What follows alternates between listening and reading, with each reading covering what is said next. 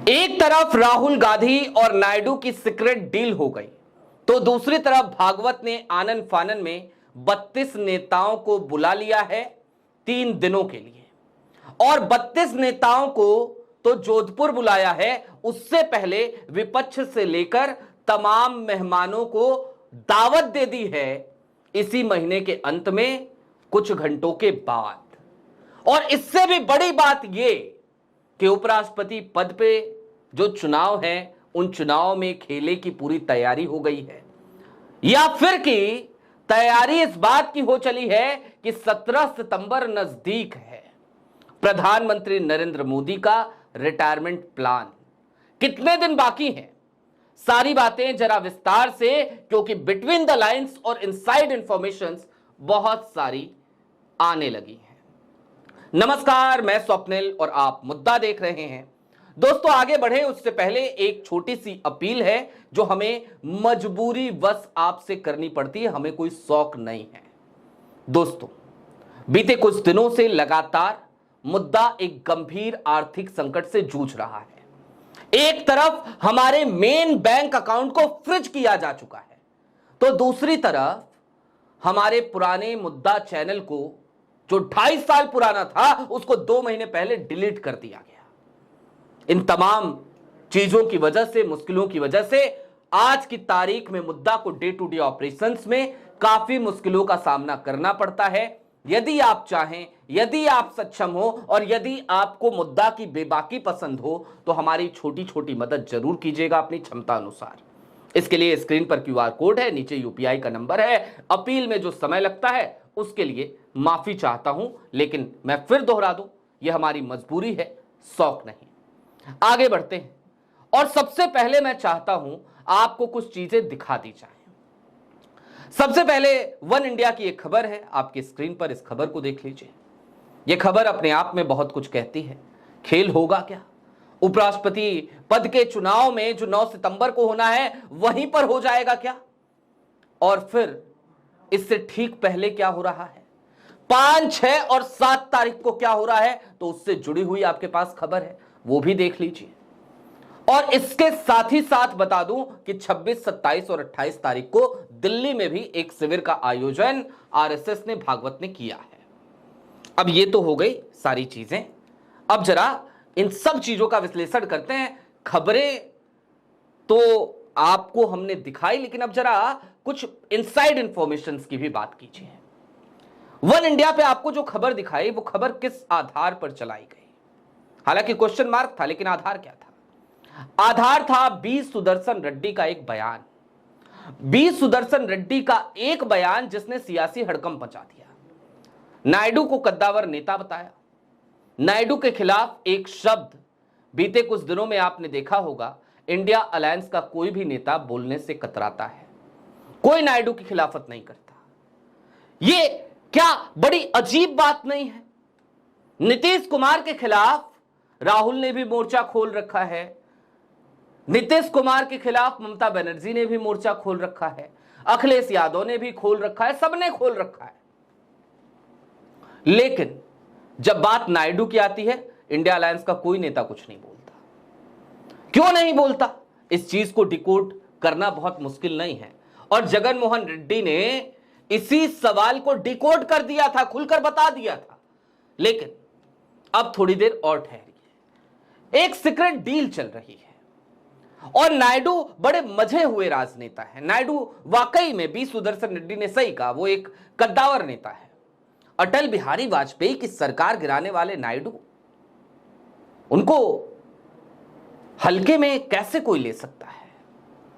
नायडू की राजनीतिक हैसियत यह है कि उन्होंने अपने बेटे की जब ताजपोशी करने का मन बना लिया तो तमाम बड़े बड़े मंत्री बिना प्रेयर अपॉइंटमेंट लिए नारा लोकेश से मिलने पर मजबूर हो गए, और ना सिर्फ मिलने पर मजबूर हुए बल्कि नारा लोकेश के साथ तस्वीरें ट्वीट करने लगे।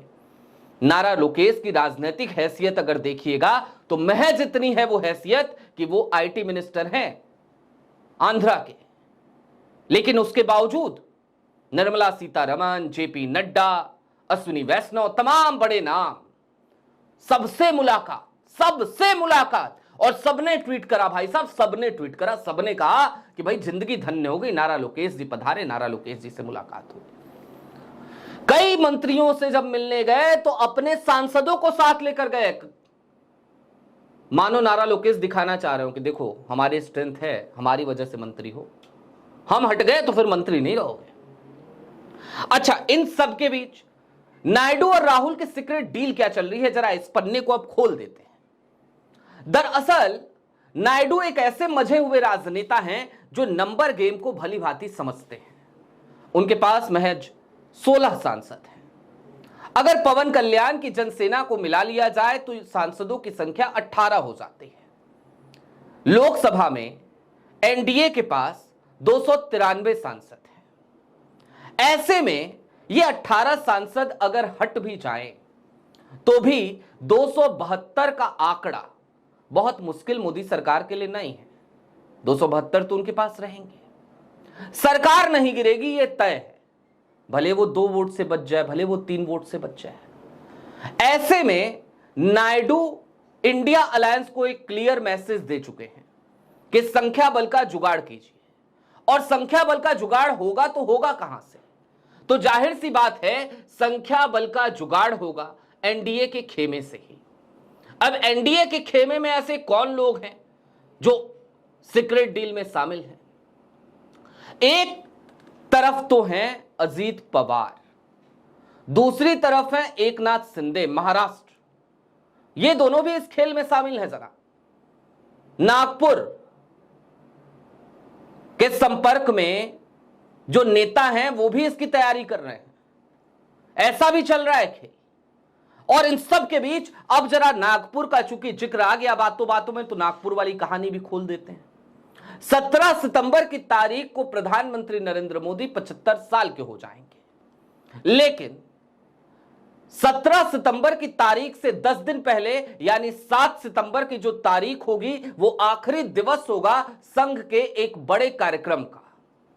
संघ प्रतिवर्ष जो बड़ी मीटिंग करता है, इस बार वो मीटिंग राजस्थान के जोधपुर में होने जा रही है। और उससे पहले 26, 27 और 28 तारीख को संघ दिल्ली में बैठेगा और दिल्ली में एक शिविर का आयोजन संघ कर रहा है। कुल मिलाकर अगर आप बिटवीन द लाइंस पढ़ें तो आप अच्छी तरीके से इस बात को समझ सकते हैं कि संघ फिलवक्त जैसे ही मोदी जी कमजोर हुए हैं किस तरीके से सक्रिय नजर आने लगा है। और आज की तारीख में मोदी जी के साथ क्या क्या दिक्कतें हैं उसको समझिए। जाटलैंड में प्रधानमंत्री नरेंद्र मोदी के खिलाफ गजब का गुस्सा है, गजब का गुस्सा। पहले सत्यपाल मलिक और धनखड़ को ही देख लीजिए, इन दोनों को लेकर गजब का गुस्सा है। सत्यपाल मलिक की मृत्यु के बाद उनको राजकीय सम्मान नहीं मिला, इस बात पे भी नाराज। सत्यपाल मलिक बिस्तर पे थे और उनके खिलाफ जांच की फाइलें दौड़ने लगी, इस बात पे भी जाटलैंड में नाराजगी है। जाटों के नेता जयंत चौधरी भले ही दिखते हो आपको एनडीए के साथ, लेकिन जाटों से पूछिए कि उनके दिल पर क्या गुजर रही है। धनखड़ के इस्तीफे ने आग में घी का काम और कर दिया और धनखड़ के इस्तीफे के बाद से तो जाट आग बबूला है। आज की तारीख में जाट नेता तो खोज रहे हैं कि भैया हमारे धनखड़ साहब हैं कहां, हमें यह बता दो, बताओ हमें।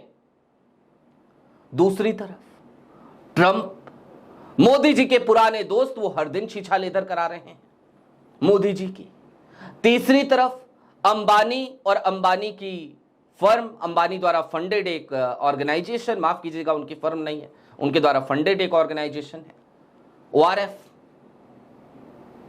ये तमाम चीजें, ये तमाम स्थितियां मोदी जी की विदाई की स्क्रिप्ट लिख रही हैं। और मोदी के रिटायरमेंट में ऐसा लगता नहीं है कि अब कई साल बाकी हैं, ना ना ना, दिन बाकी हैं या फिर महीने बाकी हैं। बस देखना यही है कि दिन बाकी हैं कि महीने बाकी हैं, साल नहीं है।